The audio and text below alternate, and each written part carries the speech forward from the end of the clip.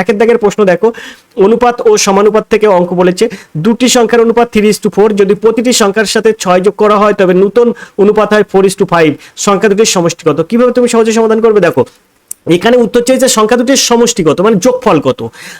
আর আমার এখানে বলছে সংখ্যা দুটির অনুপাত 3:4। আচ্ছা, যদি সংখ্যা দুটির অনুপাত 3:4 হয় তাহলে অবশ্যই একটা সংখ্যা 3 একটা সংখ্যা 4 এটা ধরে আমার এগোতে হবে অঙ্কে। তাহলে আমি এই দুটোর সমষ্টি অর্থাৎ এই দুটোর যোগফল নির্ণয় করব। যোগফল করলে কত হচ্ছে? 4 আর 3 7। এখন এই উত্তরে চলে আসবো, এই উত্তরে 7 দ্বারা বিভাজ্য যে সংখ্যাটি সেই সংখ্যাটি এর উত্তর হবে। একমাত্র দেখো 42টা 7 দ্বারা বিভাজ্য, আর কোনোটাই কিন্তু 7 দ্বারা বিভাজ্য নয়, তাই এখানে 42 হবে তোমার সঠিক উত্তর, অর্থাৎ এর দাগ হবে সঠিক উত্তর। এখন তুমি মুখে মুখে এইভাবে এই অঙ্ক সহজে সমাধান করতে পারলে। এখন দেখা যাচ্ছে যে তুমি বলতে পারো যে স্যার এটা কি করে হলো, আমি তো বুঝতে পারলাম না। এটা কিন্তু এরকম সহজ টিপস ট্রিক্স আমি শিখিয়ে দিলাম, এটা হলো। কিন্তু তোমার এখানে আমি যদি প্রমাণ করে দেখাই তাহলে দেখো অঙ্কটা কত সুন্দরভাবে সহজে সমাধান করব। কিংবা দেখাচ্ছে এখানে 42 আছে, এখানে দেখাচ্ছে যে 7 দ্বারা বিভাজ্য 8টা সংখ্যাও থাকতে পারে 49, তাহলে দুটো সংখ্যা তো আর উত্তর হয় না। তো কোনটা উত্তর হবে সেটা তোমাকে নির্ণয় করতে গেলে তাহলে অঙ্কটা তোমাকে ঠিক করে দেখতে হবে। কিভাবে দেখতে হবে? দেখো সহজ টিপস ট্রিক্স আমি তোমাদেরকে শিখিয়ে দেবো। 4 আর 3 7, তাহলে 42 দ্বারা যদি 7 দ্বারা ভাগ করা হয় তাহলে এখানে হবে কিন্তু 6। এখন একটা সংখ্যা 6 এর সঙ্গে 3 গুণ করো 18 পাবে, আরেকটা সংখ্যা 6 এর সঙ্গে 4 গুণ করো 24 পাবে, তাহলে একটা সংখ্যা 18 আর একটা সংখ্যা কত? 24। এবার বলছে প্রত্যেকটার সাথে 6 যোগ করো, তাহলে এখানে 18 এর সঙ্গে 6 যোগ করলে কত পাবো? 18 এর সঙ্গে 6 যোগ করলে পাবো 24, আর 24 এর সঙ্গে 6 যোগ করো, 6 যোগ করলে পাবে 30। ঠিক আছে, এবার বলেছে এদের নতুন অনুপাত হবে 4:5। ঠিক আছে, 24:30 এর নতুন অনুপাত কত হয় দেখি। 4 দ্বারা 6 দ্বারা যদি আমি ক্যালকুলেশন করি তাহলে এখানে 4 6 24, 5 6 30, অর্থাৎ দেখো 4:5 হচ্ছে, যেটা কিন্তু এই বলেছে 4:5। কত সুন্দরভাবে সহজে সমাধান হয়ে গেল।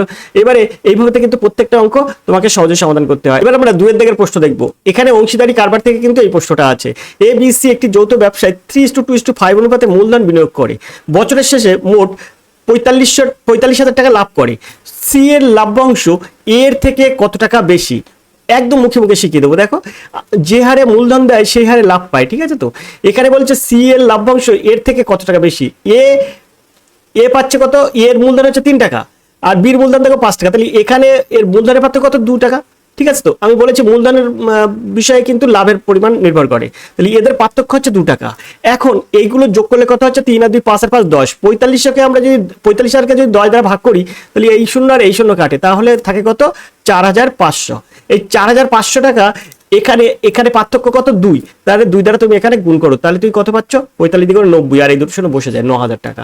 তাহলে সি এর লাভ্যাংশ এর থেকে কত টাকা বেশি? 9,000 টাকা বেশি, অর্থাৎ এর দেখা হবে সঠিক উত্তর। এভাবে অঙ্ক সহজে সমাধান করতে হবে, মুখে মুখে প্রত্যেকটা অঙ্ক হয়ে যাবে। দেখো 25টা অঙ্ক করতে 25 মিনিটও সময় লাগবে না। গড় অঙ্ক দেখো কিভাবে। একটি ক্লাসে 15 জন ছাত্রের গড় বয়স 24 বছর, যদি শিক্ষকের বয়স অন্তর্ভুক্ত করা হয় তবে গড় বয়স হয় 1 বছর বৃদ্ধি পায়। শিক্ষকের বয়স কত?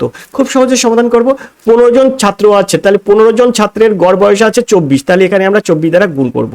24 দ্বারা গুণ করলে 4 15 27 শূন্য হাতে 6 আর 15 30 আর 6 36, অর্থাৎ 360 হয়। আর এবারে বলেছে কি গড় 1 বছর বেড়ে যায় যখন শিক্ষকটা ওতে যুক্ত হয়, তাহলে 15 জন ছাত্র আছে আর শিক্ষক একজন, তাহলে কত হয়? 16 জন। তাহলে 16 জন, আর তখন গড় বয়স 1 বছর বৃদ্ধি পায়, তারপরে 24 এর সঙ্গে 1 যোগ করলে কত হচ্ছে? 25, তাই 16 গুণ 25, এটাকে যদি গুণ করো তাহলে তোমার হয়ে যাচ্ছে 400।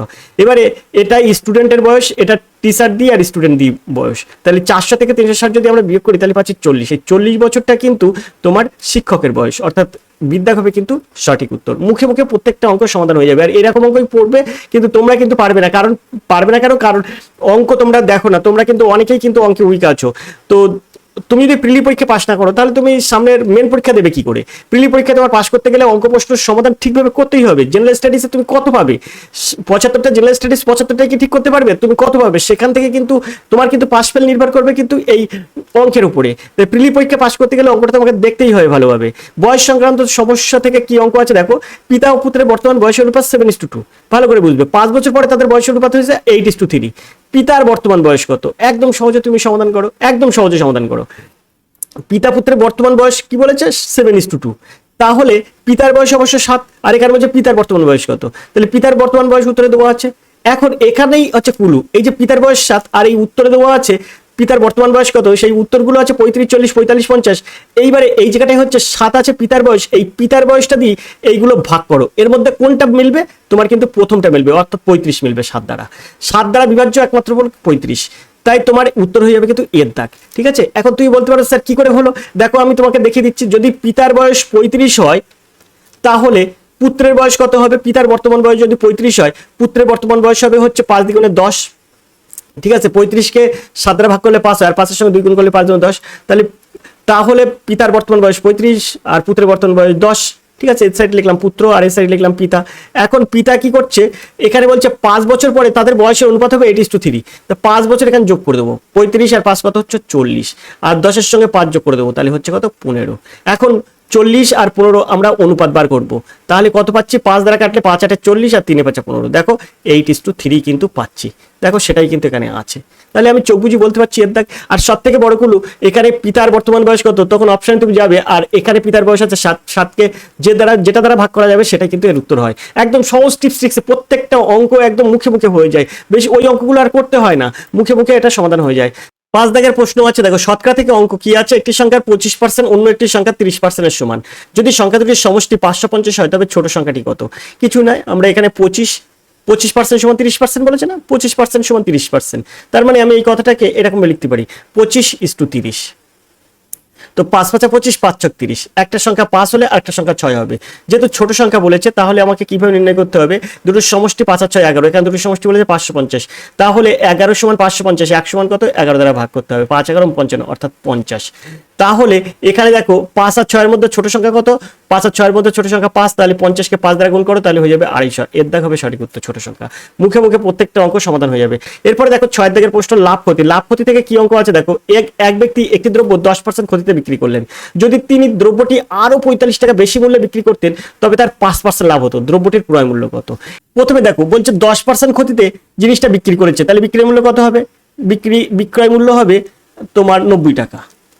বলেছে যদি দ্রব্যটি আরো 45 টাকা বেশি মূল্যে বিক্রি করতেন তবে তার 5% লাভ হতো, তার মানে তখন বিক্রয় মূল্য কত হতো, তখন বিক্রয় মূল্য হতো কিন্তু 105 টাকা।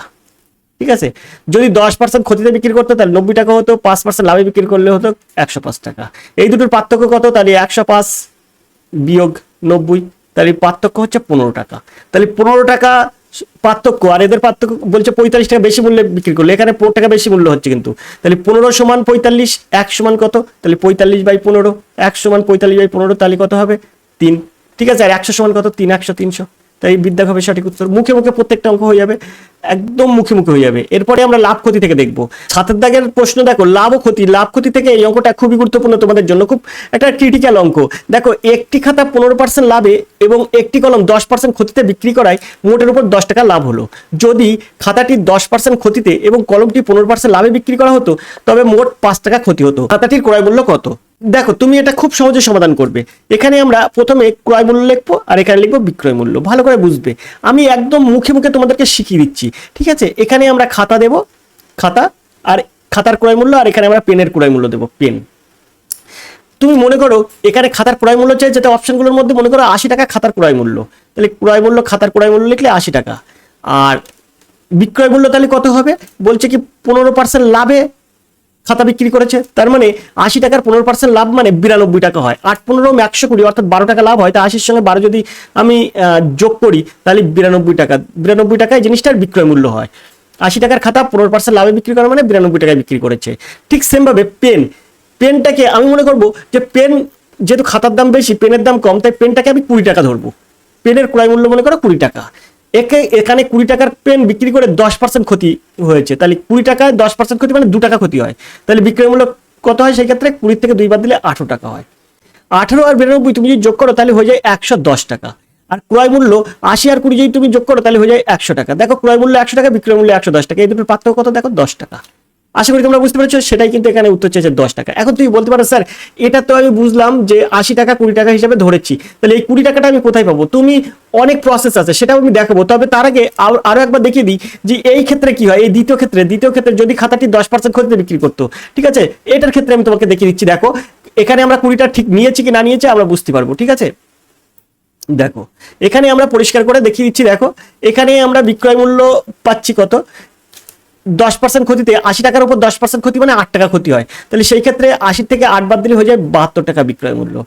আর 20 টাকার থেকে আর বলেছে কলমটি 15% লাভে বিক্রি করেছে, 20 টাকার উপর 15% লাভ মানে 3 টাকা লাভ, তাহলে 20 আর 3 23 টাকা বিক্রয় মূল্য।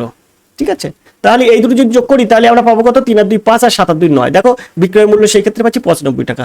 এখানে দেখো 100 টাকা ক্রয় মূল্য হয়েছিল, বিক্রয় মূল্য এখানে 95 টাকা। তাহলে দেখো আগের ক্ষেত্রে আমরা 10 টাকা লাভ পেয়েছি, ঠিক দেখিয়ে দিচ্ছি। আর এবার দেখো 5 টাকা ক্ষতি হয়েছে, দেখো 5 টাকা ক্ষতি হয়েছে এখানে বলেই দিয়েছে। আশা করি বুঝতে পেরেছো। তাহলে আমরা এখানে 20 নিতেই পাচ্ছি আর 80 টাকা এটা হয়ে যাচ্ছে, এর দেখাবে সঠিক উত্তর। এখন তুমি বলতে পারো যে স্যার আমি এই 20টা কোথায় পাবো, আমি মনে মনে ওটা ঠিক করে নিলেই তুমি কিন্তু করতে পারবে। আর যদি তুমি না পারো তাহলে দেখো এখান থেকে তুমি খুব সহজেই সমাধান করতে পারবে। আমি আরো একটা প্রসেস তোমাদেরকে দেখিয়ে দিচ্ছি, দেখো এখানে খুব সহজে এগুলো সমাধান করতে পারবে। মনে রাখবে প্রত্যেকটা অঙ্ক যতদিন তুমি মুখে মুখে না করতে পারবে কম্পিটিটিভ পরীক্ষায় অঙ্ক করতে তুমি পারবে না, ঠিক আছে। মুখে মুখে প্রত্যেকটা প্রসেস শিখতে হয় তোমাকে, এবং সেই অঙ্কটা নিয়ে ভাবতে হয় যে কিভাবে এটাকে সমাধান করা যায়। দেখো প্রথমে এই যে 15% লাভ, খাতায় 15% লাভ, তাহলে 15K দেবো আমরা, 15K, ওকে। আর 10, আর এখানে খাতায় কত 10% ক্ষতি, তার মানে -10K দেবো, ওকে। এই দুটোর এটা যোগ করব, এখানে একটা যোগ দেব, যোগের পরে দেখো এবার আমরা পেনে চলে যাব। 10% ক্ষতিতে পেন বিক্রি করেছে, আর এখানে 15% লাভে পেনটা বিক্রি করেছে, তাহলে 15% লাভে বিক্রি করেছে পেন, তাহলে 15P দেবো, ঠিক আছে, প্লাস 15P, এবার -10P। আশা করি তোমরা বুঝতে পারছো কি বিষয়টা বলতে চাইছি। এই দুটোর যোগফল কত হবে, এখানে 10 টাকা লাভ, এখানে 5 টাকা ক্ষতি, দুটোর মানে 10 + 10 - 5, ঠিক আছে তো, 10 - 5। তাহলে এখান থেকে আমরা খুব সহজে কি পাবো, দেখো 15K আর 10K, তাহলে কত হচ্ছে 5K। আর এখানে দেখো প্লাস, এখানে 15P আর 5P, তাহলে এখানেও দেখো 5P হচ্ছে। আর এখানে দেখো 10 আর 5 বিয়োগ করলে 5 হচ্ছে। তার মানে আমরা এখানে পেতে পারি K + P = 1 পেতে পারি।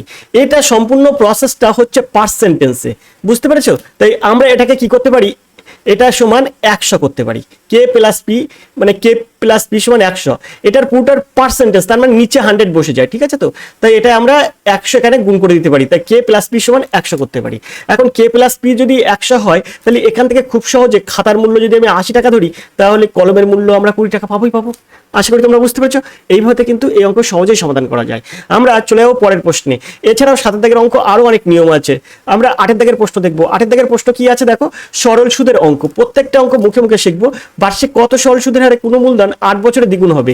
কিছু না, আমরা এটাকে কি করব, 100কে গুণ করব কত দ্বারা, এখানে দ্বিগুণ বলেছে তো তাই আমরা 1 দেব, আর নিচে দেবো কত 8। তাহলে এই 8 আর 100 যদি কাটি তাহলে 8 × 12 = 96 আর 5 × 8 = 40, অর্থাৎ 12.5%। বিদ্যাগ হবে কিন্তু সঠিক উত্তর। এইভাবে মুখে মুখে প্রত্যেকটা অঙ্ক সহজে সমাধান করতে হয়। 9 দাগের অঙ্ক দেখো, চক্রবৃদ্ধি সুদ বলেছে। বার্ষিক 10% চক্রবৃদ্ধি হারে 2 বছরে 4000 টাকার সুদে আসলে কত হবে? যেহেতু চক্রবৃদ্ধি সুদ বলেছে তা 10% মানে 110/100 হয়ে যায়। এবারে এটার মাথায় তুমি হোল স্কয়ার করো, কারণ কি 2 বছর তাই। এবারে এই শূন্য আর এই শূন্য কাটো, তুমি এটাকে এখান থেকে পাচ্ছ 121 আর এখানে পাচ্ছ 100। তো দেখো এখানে বলেছে 4000, ঠিক আছে তো 4000। তো তুমি এখানে তুমি 10 দ্বারা গুণ করো, 10 দ্বারা গুণ করলে তুমি কত পাচ্ছ? তুমি এখানে 10 দ্বারা গুণ করলে পাচ্ছ 1210 আর নিচে পাচ্ছ 1000, ঠিক আছে। এবার যেহেতু এটা 4000 বলেছে তাই তুমি এটাকে 4 দ্বারা গুণ করো, এটাকে 4 দ্বারা গুণ করো, এটাকে 4 দ্বারা গুণ করো। এবারে এখানে দেখো পরিষ্কার তুমি কিন্তু পেয়ে যাচ্ছ নিচে 4000 পাচ্ছ, আর এখানে পাচ্ছ 400, 4 × 1 = 4, 4 × 8 আর 4 × 1 = 4। দেখো 4840 টাকা, যেটা কিন্তু বিদ্যাগ আছে সঠিক উত্তর। এইভাবে কিন্তু এই অঙ্ক সহজেই সমাধান করা যায়, প্রত্যেকটা অঙ্ক মুখে মুখে হয়ে যায়, ঠিক আছে। চলো আমরা চলে যাবো পরের প্রশ্নে, 10 দাগের প্রশ্নে। এখানে 10 দাগের প্রশ্ন আছে দেখো, সময় ও কার্য থেকে অঙ্ক। এ একটি কাজ 12 দিনে এবং বি সেই কাজ 24 দিনে করতে পারে। তারা একসাথে কাজ শুরু করার 3 দিন পরে এ চলে যায়, বাকি কাজ বি কত দিনে শেষ করবে? খুব সহজে এটা সমাধান করব। কিছু না, এই যে 12 আর 24 তোমার লসাগু করতে হবে। তো তুমি একটা ছোট্ট করে 12 আর 24 লসাগু করো, 24ই হবে এর উত্তর, ঠিক আছে। 3 × 4 = 12, 3 × 8 = 24, আর এখানে আমরা 4 দিয়ে দিলে 4 × 1 = 4, 4 × 8, অর্থাৎ এখানে কিন্তু 3 × 4 = 12, 12 × 24, ঠিক আছে। এই 24 হয় লসাগু, 12 আর 24 লসাগু 24ই হয়। এখন আমি মনে করো মোট কাজ হচ্ছে 24 ইউনিট, ঠিক আছে, 24 ইউনিট। এখন এ আর বি, এখান থেকে আমরা দুটো দাগ করব, এ করব আর এটা বি করব, ঠিক আছে। তো এই দুটো আলাদা করে দিলাম। এরা কি করছে, একসাথে কাজ শুরু করেছে, 3 দিন কাজ হয়ে গেছে। এ একটি কাজ 12 দিনে করে, তাহলে 12 দিনে করে 24 ইউনিট, একদিনে করবে কত ইউনিট? তাহলে 2 ইউনিট। 3 দিনে করবে কত ইউনিট? 6 ইউনিট, ঠিক আছে। আর বি 24 দিনে করে 24 ইউনিট, একদিনে করে কত ইউনিট? 1 ইউনিট। তাহলে 3 দিনে করে কত ইউনিট? 3 ইউনিট। তাহলে এই দুটো আমরা যোগ করব। মোট কত ইউনিট কাজ হয়েছে? 3 দিনে 9 ইউনিট কাজ হয়েছে। 3 দিনে 9 ইউনিট কাজ হয়েছে, মোট কাজ কত? 24 ইউনিট, তার থেকে 9 ইউনিট বাদ দেবো, ঠিক আছে। 9 ইউনিট আমরা বাদ দেবো, 24 থেকে 9 বাদ দিলে থাকবে হচ্ছে 15, মোট 15 ইউনিট পড়ে থাকবে। এখন এই 15 ইউনিট কাজটা বি কত দিনে করবে সেটা তোমাকে জানতে চেয়েছে। তা বি 24 মিনিট কাজ করে 24 দিনে, এই 24 দিনে 24 মিনিট কাজ করে, তাহলে একদিনে 1 মিনিট কাজ করে, তাহলে 15 মিনিট কাজ করতে বির কতদিন লাগবে? 15 দিন লাগবে। দিনে যদি 1 মিনিট করে করে বি, তাহলে বির 15 মিনিট করতে 15 দিন লাগবে। তাহলে এর দেখাবে সঠিক উত্তর। 11 দাগের অঙ্ক আছে দেখো, নল ও চৌবাচ্চা থেকে এই অঙ্কটি আছে। একটি চৌবাচ্চা এ নল দিয়ে 10 ঘন্টায়, বি নল দিয়ে 15 ঘন্টায় পূর্ণ হয়। চৌবাচ্চার নিচে একটি ছিদ্র থাকার কারণে পূর্ণ হতে আর 2 ঘন্টা বেশি সময় লাগে। শুধু ছিদ্রটি দিয়ে পূর্ণ হতে পূর্ণ চৌবাচ্চা কতক্ষণে খালি হবে? 10 ঘন্টায় এ নল দ্বারা, বি নল দ্বারা 15 ঘন্টায় পূর্ণ হয়। দুটো নল একসঙ্গে খোলা থাকলে তাহলে কত ঘন্টায় পূর্ণ হবে সেটা আমরা বার করব। তাই আমরা এখানে একটা ছোট্ট সূত্র ইউজ করব, যেহেতু পূর্ণ হয় তাই সূত্র ইউজ করবো A B by A plus B. সবসময় মনে রাখবে এখানে বড়টাকে এ ধরবে আর ছোটটাকে বি ধরবে। তাহলে সেই ক্ষেত্রে আমরা এ পাচ্ছি কত? এ পাচ্ছি হচ্ছে 15 আর বি পাচ্ছি হচ্ছে 10, আর 15 আর 10 নিচে যোগ করবো, তাহলে পাবো কত? 25। এখান থেকে আমরা 3 5 15 করবো, 5 5 25 করবো, 5 আর 10 কাটবো, 5 দিনে 10 করবো, 3 দিনে 6 ঘন্টা। এখন বলেছে না ছিদ্র আছে নিচে, তার জন্য 2 ঘন্টা বেশি সময় লাগছে। তাহলে এখানে আমরা ছিদ্র থাকার জন্য কি করব? ছিদ্র থাকার জন্য 6 যোগ 2, তাহলে 8 ঘন্টা আমার বেশি সময় নিচ্ছে। এখন 8 ঘন্টার এই জলটা আমি কত সময়ে, শুধু ছিদ্র দিয়ে যদি জল বেরোতো তাহলে কতক্ষণে খালি হবে সেটা তোমাকে বার করতে বলেছে। এইবার ক্ষেত্রে আমি কি করব? যেহেতু খালি হতে বলেছে তাই আমরা খালি করব। খালি করার সূত্র হচ্ছে এখানে যেরকম পূর্ণ হওয়ার সূত্র A B by A plus B, আর খালি হওয়ার সূত্র এখানে এ মাইনাস বি। ঠিক আছে, ওপরে এ বি থাকবে আর নিচে হবে এ মাইনাস বি। আবারও আমি যেখানে বড় সেটাকে এ ধরবো আর ছোটটাকে বি ধরবো। তাহলে 8টা বড় তাই আমি এটাকে এ ধরলাম, আর 6টা ছোট তাই এখানে আমরা বি ধরলাম। সেই ক্ষেত্রে এ বি মানে 8 ইন্টু 6 করবো। 8টাকে এ ধরেছি, বিটাকে 6 ধরেছি, তাই কিন্তু 8 ইন্টু 6 করলাম। আর নিচে কি দেবো? নিচে এ মাইনাস বি। এ কত? এ 8, বি কত? বি 6। তাহলে এখান থেকে খুব সহজে আমরা 8 গুণ 6 বাই 2 করতে পারি, আর এই 2 আর এই 8 2 কাটি, তাহলে 4 করতে পারি। 4 আর 6 যদি তুমি গুণ করো তাহলে 24 করতে পারো। আশা করি তোমরা বুঝতে পেরেছো। তাহলে 24 ঘন্টায় কিন্তু খালি হয়ে যাবে, তার মানে এর দাগ হবে কিন্তু সঠিক উত্তর। এইভাবে প্রত্যেকটা অঙ্ক সহজেই সমাধান করা যায়। আমরা পরের প্রশ্নে চলে যাবো। পরের প্রশ্ন কি আছে? 12 দাগের প্রশ্ন। 12 দাগের প্রশ্ন আছে সময় দূরত্ব থেকে একটা অঙ্ক আছে, দেখো খুব সুন্দর অঙ্ক।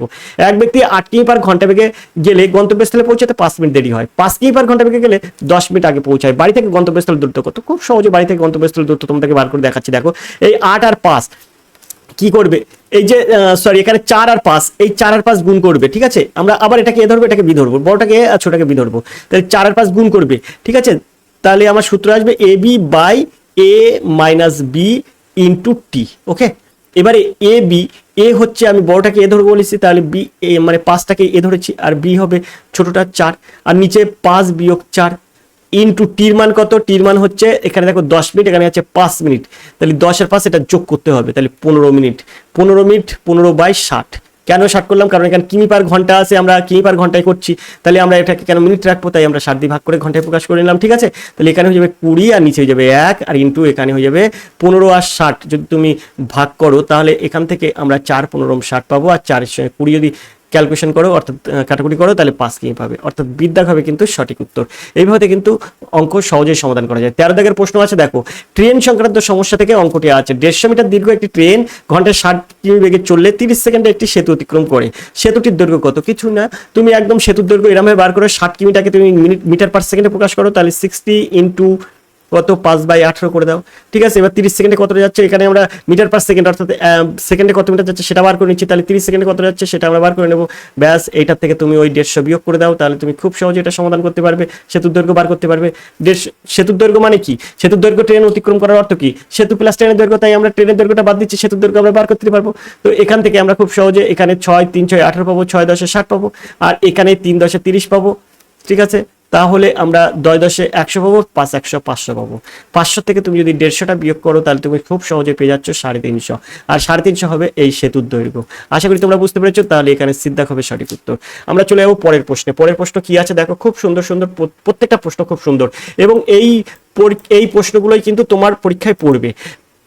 14 দাগের প্রশ্ন আছে নৌকা ও স্রোতের অঙ্ক। দেখো স্থির জলে একটি নৌকার গতিবেগ 10 কিমি পার ঘন্টা এবং স্রোতের গতিবেগ 4 কিমি পার ঘন্টা। স্রোতের অনুকূলে 24 কিমি গিয়ে আবার আগের স্থানে ফিরে আসতে নৌকাটি মোট কত সময় লাগবে? খুব সুন্দরভাবে এই অঙ্ক শেখাই দিচ্ছি। দেখো 10 আর 14, 10 আর 4 14, অর্থাৎ অনুকূলে গেলে যোগ হয়, তাহলে 24 কিমি যেতে সময় লাগবে 24/14, এইটা সমান সমান। আর স্রোতের প্রতিকূলে অর্থাৎ বিয়োগ হবে, তাহলে 10 থেকে 4 বাদ দেবো, তাহলে হবে কত 6। তাহলে 24 কিমি যেতে সময় লাগবে কত 6 দিয়ে ভাগ হয়ে যাবে। 6 আর 24 যদি আমরা কাটাকুটি করি তাহলে লাগবে 4 ঘন্টা। আর এখানে লাগছে কত 14 আর 24 যদি আমরা কাটাকুটি করি তাহলে এখানে 14 একে 14 আর 10 7 14 99 আর 2, অর্থাৎ এখানে আমরা দেখছি 1.7 পর্যন্ত নিচ্ছি 1.7 ঘন্টা, আর এখানে লাগবে 4 ঘন্টা। ওকে, তাহলে মোট লাগছে কত 4 আর একে 5.7 ঘন্টা। তো মোট কত সময় লাগবে যেতে আসতে, সময় লাগবে 5.7 ঘন্টা, অর্থাৎ সিদ্ধান্ত হবে সঠিক উত্তর। খুব সহজেই সমাধান করব। আমরা পরের প্রশ্নে চলে যাব, 15 দাগের প্রশ্নে। 15 দাগের প্রশ্ন আছে দেখো, মিশ্রণ থেকে অঙ্ক। 25% অ্যালকোহল যুক্ত মিশ্রণের সাথে 50% অ্যালকোহল যুক্ত মিশ্রণ কি অনুপাতে মেশালে নতুন মিশ্রণে 40% অ্যালকোহল থাকবে। তো এখানে আমরা এক সাইড লিখবো 25 আর এক সাইড লিখবো 50, মাঝখানে আমরা লিখবো 40। আমরা এলিগেশন নেব, এলিগেশন মেথডটা সমাধান করে দেবো। দেখো 25 থেকে 40 বাদ, 40 থেকে 25 বাদ দিলে থাকবে 15, আর 40 থেকে 50 থেকে 40 বাদ দিলে থাকবে 10। 10:15 আমরা যদি 5 দিয়ে কাটি, 5 দিন 10 আর 3 5 15, দেখো 2:3। তাই এর দাগ হবে সঠিক উত্তর। মুখে মুখে প্রত্যেকটা অঙ্ক সহজে সমাধান হবে। আমরা লসাগু আর গসাগু দেখবো 16 দাগের অঙ্ক। দুটি সংখ্যার গসাগু 11, লসাগু 385 হলে একটি সংখ্যা 55 হলে অন্য সংখ্যাটি কত। তো 11 গুণ 385 আর বাই 55, এইভাবে এই অঙ্কগুলো সমাধান করতে হয়। এই একে যদি আমরা কাটাকুটি করি 7 হবে, 7 11 77। তাই তোমার প্রশ্নের উত্তর হয়ে যাবে কিন্তু বিদ্যাক। প্রত্যেকটা অঙ্ক কিন্তু মুখে মুখে হয়ে যায়, আর এরকম অঙ্কই কিন্তু তোমার পরীক্ষায় পড়বে। এগুলো যে কোনো পরীক্ষার জন্য খুবই গুরুত্বপূর্ণ। তো এই অঙ্কগুলো কিন্তু তোমার খুবই গুরুত্বপূর্ণ। 17 দাগের অঙ্ক দেখো, সংখ্যা তত্ত্ব থেকে একটা অঙ্ক পড়েছে, 3টি ক্রমিক যুগ্ম সংখ্যার সমষ্টি 54 হয়, তবে ক্ষুদ্রতম সংখ্যাটি কত। কিছু না, তুমি 54কে, যেহেতু 3টি সংখ্যা বলেছে, তাহলে 54কে 3 দিয়ে ভাগ করো, তাহলে 3 8 54 হয়। তাহলে 18টাকে মিডিলে রাখো। আগের যুগ্ম সংখ্যা কত 16, পরের যুগ্ম সংখ্যা কত 20। তাহলে 3টি পরপর যদি তুমি যোগ করো, এই যুগ্ম সংখ্যা অর্থাৎ জোড় সংখ্যাগুলো যদি যোগ করো, তাহলে তুমি পাবে কিন্তু 54। তাহলে তোমার এখানে বলেছে ক্ষুদ্রতম সংখ্যা কত, ক্ষুদ্রতম সংখ্যা অবশ্যই 16। তো এর দাগ হবে সঠিক উত্তর। 18 দাগের সরলীকরণ আছে দেখো, অঙ্কটা এখানে পড়িনি, সরলীকরণটা কেমন আছে অঙ্কটা দেখতে হবে। তো 18 দাগের পরে আমরা চলে যাবো পরের প্রশ্নে।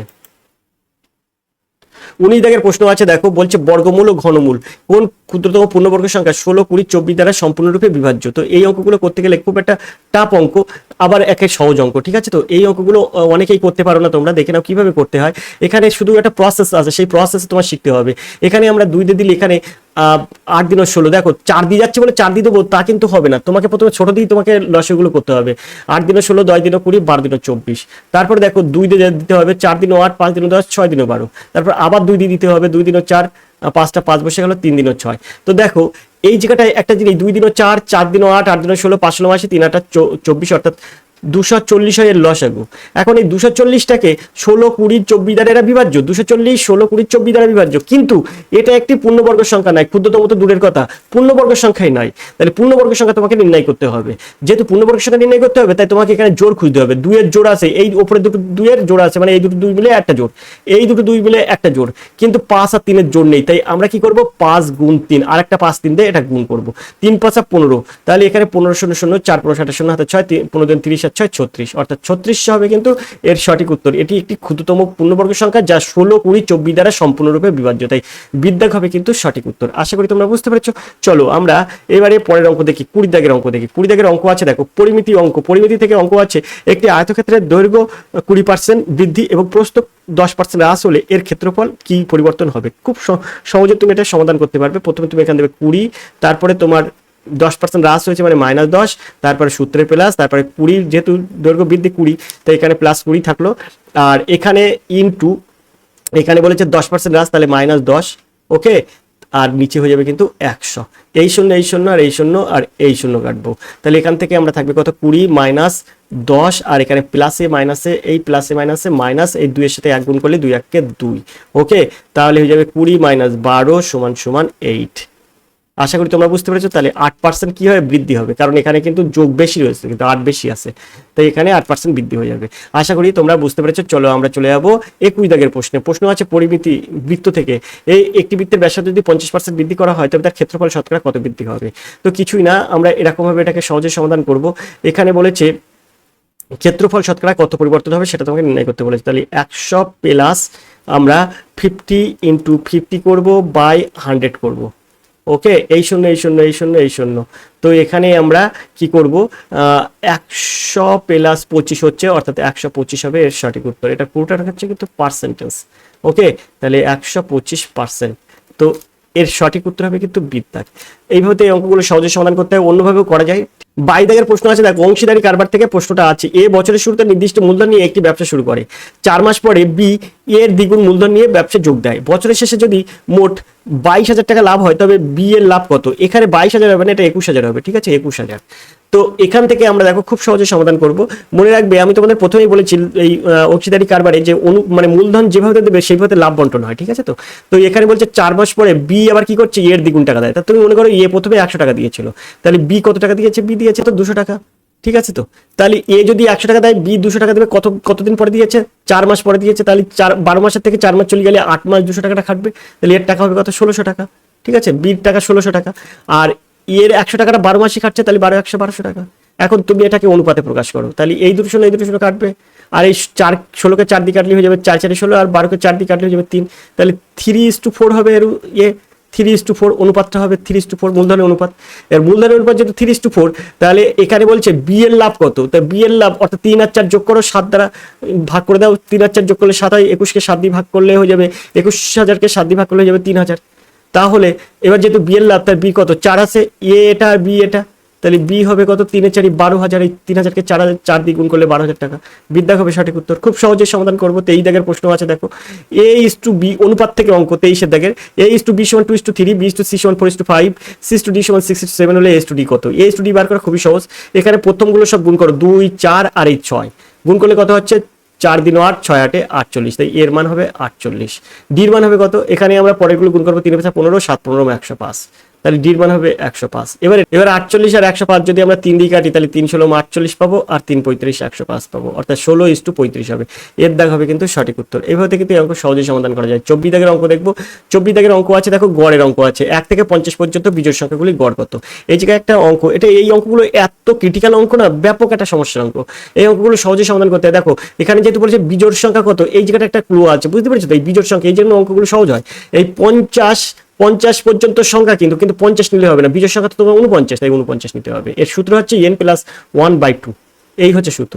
তাহলে এখানে আমরা 50 আছে, আমরা কত দেবো? 49, ঠিক আছে, 49। তাহলে 49 সঙ্গে 1 যোগ করে 2 দিয়ে ভাগ করে দেবো, তাহলে আমরা পাবো কত? 50/2 = 25। তাই তোমার এখানে বলছে গড় কত? গড় হচ্ছে 25। এইভাবে সহজে সমাধান করতে হয়। আমরা 25 দাগের প্রশ্ন দেখবো। 25 দাগের প্রশ্ন আছে, সংখ্যা তত্ত্ব থেকে অঙ্ক আছে। এই যে অঙ্কটা আছে, এখানে একটা গুণ চিহ্ন দেওয়া আছে। সংখ্যাটি 9 দ্বারা সম্পূর্ণভাবে বিভাজ্য হয়, তবে গুণ চিহ্নিত স্থানে কোন সংখ্যাটি বসবে? তোমাকে আগে ঠিক করতে হয় যে এই সংখ্যাগুলো আছে, সংখ্যাগুলো সব যোগ করতে হয়। যোগ করে যদি 9 দ্বারা বিভাজ্য হয়, তাহলে সেটা হবে কিন্তু 9 দ্বারা বিভাজ্যের সংখ্যা। দেখো 5 আর 4 9, 9 আর 3 12, 12 আর 2 14, 14 আর 7 21, তাহলে 9 দ্বারা বিভাজ্য হতে গেলে তোমাকে এখানে কত যোগ করতে হবে? তার 9 দ্বারা বিভাজ্য হতে গেলে দেখো 9 দিন 18, 21 তো এখন আসেনি, 3 9 27, তাহলে তোমার এইগুলো যোগ করছো, যোগ করলে 4 5 9 আর 3 12 আর 2 14 আর 7 21 হচ্ছে। 21-এর সঙ্গে কত যোগ করলে 27 হয়? 6 যোগ করলে। তো এখানে তোমার এই গুণ চিহ্নের স্থানে 6 বসবে। আশা করি তোমরা বুঝতে পারছো। এরকম ছোট্টখাটো টিপস ট্রিক্স অঙ্ক কিন্তু তোমার পড়বে, প্রত্যেকটা অঙ্ক কিন্তু তোমাদের জন্য খুবই গুরুত্বপূর্ণ। আজকে ক্লাসটা তোমাদের কেমন লাগলো অবশ্যই তোমরা কমেন্ট করবে, এবং ক্লাসটি যদি ভালো লাগে তাহলে ক্লাসটি শেয়ার করবে।